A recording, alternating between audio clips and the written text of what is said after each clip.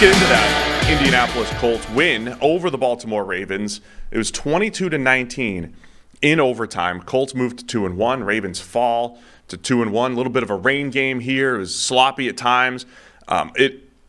Personally watching it, I kept waiting for the Ravens to just kind of pull away, but the Colts hung tough, and Gardner Minshew gets the win in his first start with the Indianapolis Colts.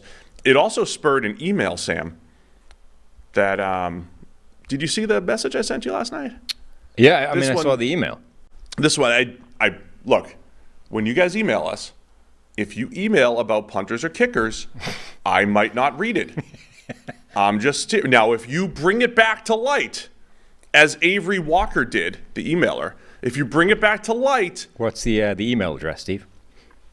NFL podcast at pff.com. Singular podcast, NFL podcast at pff.com.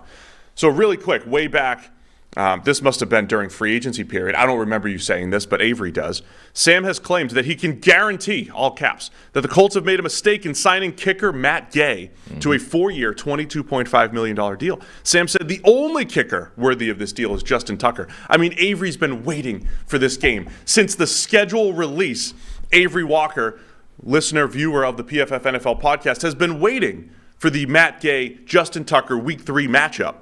Sam further claims that Matt Gay is unlikely to even make it to the end of his deal. Wow.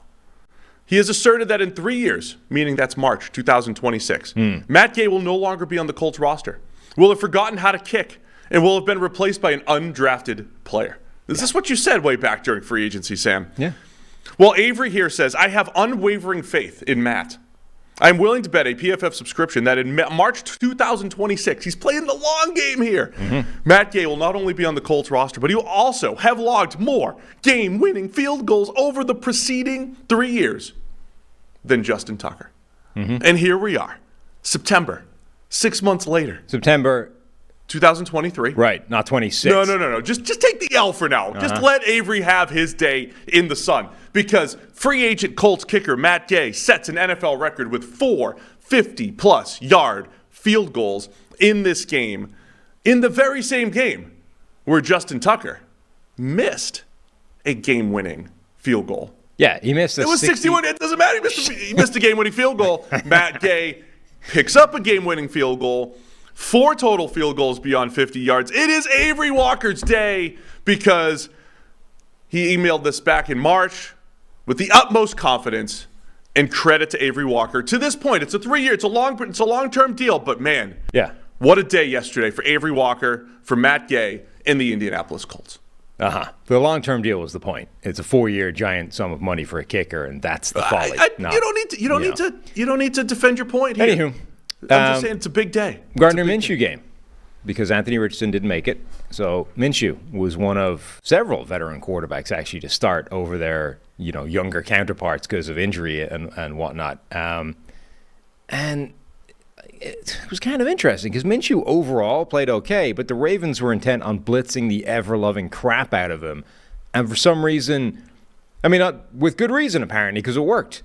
Like, Minshew kept seeing the blitz, knowing it was coming, drifting away from it in the pocket, all of which we're right on track at the moment from a quarterback point of view. This is all correct. You've identified the blitz. You know it's coming. You know you're responsible for it, so the only thing you can do is drift away from the pressure, right? Drift away, buy yourself extra time. But then you got to get rid of the ball. Like, you can't, you know it's coming. You can only drift so far. You're drifting versus a DB who's at a full sprint, right? He's going to win.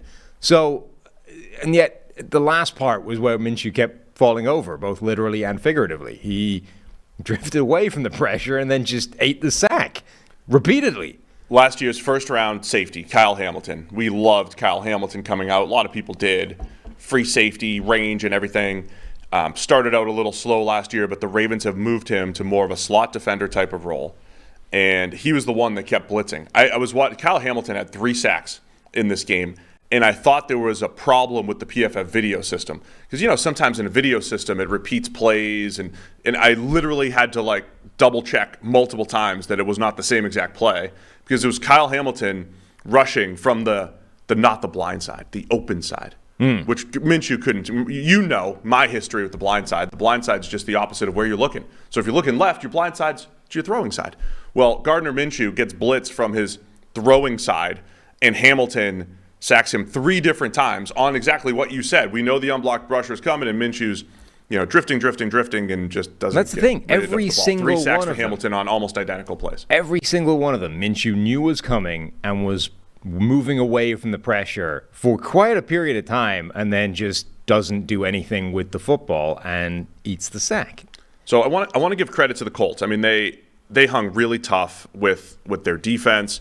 The thing, it's tough to not look at this from a Ravens perspective and say, man, they had so many opportunities here at the end to put it away. It's a back and forth game, but Lamar Jackson has 14 carries for 101 yards. When he decided to start scrambling, he had a couple of those plays where he was just an absolute magician, either breaking free from a sack or knifing through, just generally as a runner, had 2 touchdowns. And there was a point in the game where he only had like 3 incompletions.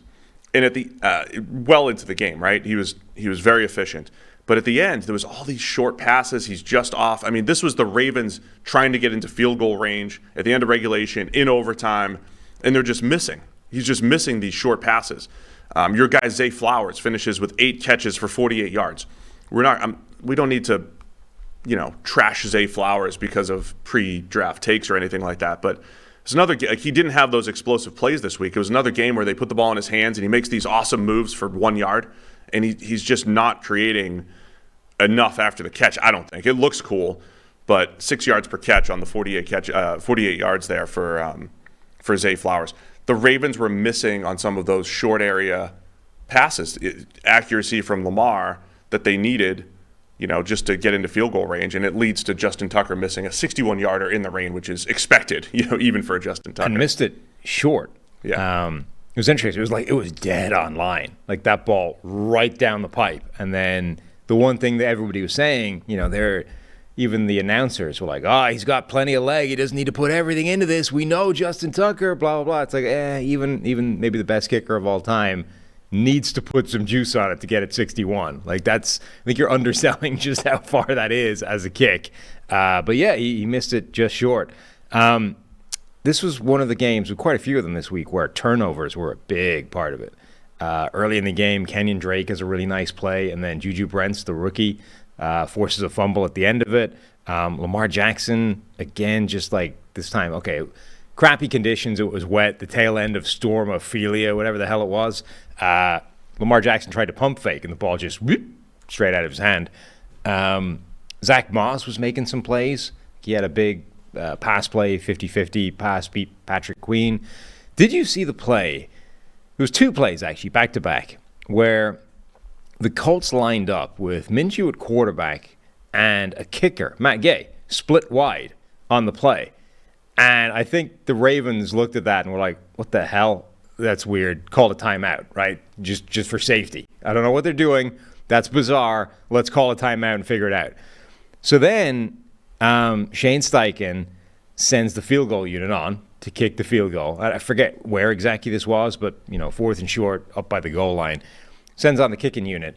And then, quick, kicking unit runs off the field. Offense runs back on the field, right? It's like, we got to catch them with the special teams unit on, beat them with a trick play. Only when you do that, the defense has to be given a chance to substitute. So the Ravens just slowly walked off the field. That was the play. Yeah. That was the play I was kind of referencing in the last game breakdown. Yeah, the Ravens were like, okay, we have a chance to substitute. They took their sweet time, and the Colts are stuck there. So the official has to literally hold the ball. You can't snap it. The official's standing there going, nope, can't do it yet. Wait for them to sub. So this felt like, look, it was like a back-to-back play where play number 1, Shane Steichen wins, right? The chess match with John Harbaugh. Shane Steichen 1, John Harbaugh 0, right? I called this weird-looking play, and they had to burn a timeout just to make sure we weren't going to screw them with something. And then it's like, I'm feeling it now. Watch this. I'm going to hit him with something really special. Does this trick thing, and Harbaugh's like, yeah, but there's a rule that stops that working. I'm just gonna take my sweet-ass time, walk off the field. And then the official holds the thing. They delay a game. It's like that. You don't often see an NFL head coach call something that they're 100% sure is genius, and it turns out is actually idiotic because there's a rule that stops that working. Yeah, that was an interesting play. So definitely when defenses have a chance to substitute, they should take their time. Yeah. Play clock just dies down. There's nothing in your interest to make that happen quickly.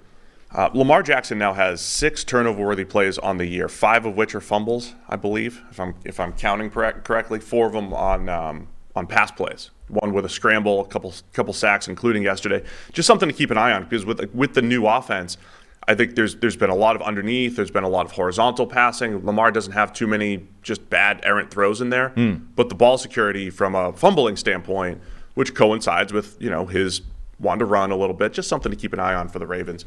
But it's been a whole sort of thing. Like the first week he was carrying the ball in that loose, out there, just holding it type of way, fumbled.